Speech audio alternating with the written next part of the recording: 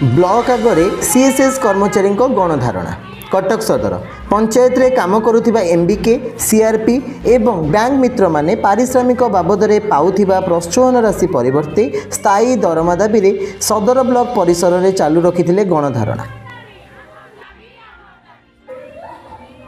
सूचना अनुसार पंचायत रे काम करुथिबा गोष्ठी सहायिका कर्मचारी सीएसएस अंतर्भुक्त दक्ष खातापत्र परिचालिका MBK community resource person CRP एवं बैंक मित्र कर्मचारी माने पारिश्रमिक बाबद प्रोत्साहन राशि पाउथिले। स्थायी दरमा पाइबा पई बहु दिनरु दाबी करि आसुथिले एवं एथिरे सफल न हेबारु सदर ब्लॉक बीडीओ प्रतीक साहू को स्थायी दरमा देबाकू संघर सभापति हरप्रिया बेहेरा और संपादक सस्मिता हाथी समेत बहु गोष्ठी सहायता कर्मी दाबी करी एक स्मारकी पत्र बुधवार दिन प्रदान करथिले।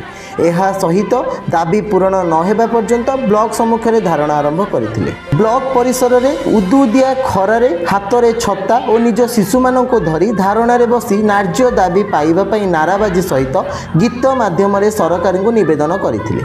सदर ब्लॉक अधीन रे 23टी पंचायत रे काम करुथिबा 243 सीआरपी 23 जन एमबीके और 14 जन बैंक मित्र आजिर धारणा रे शामिल होइथिले। धारणा स्थल में सदर विधायक इंजीनियर प्रकाश चंद्र सेठी पहुंची दाबीपत्र ग्रहण करथिले।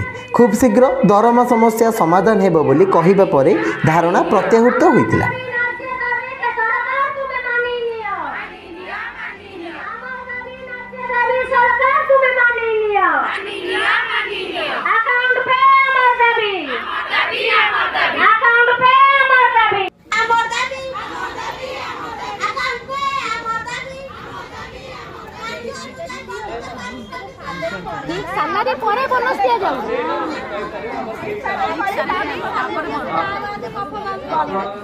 कटकरू निरुपमा सहित प्रद्युम्न आरएम न्यूज 8।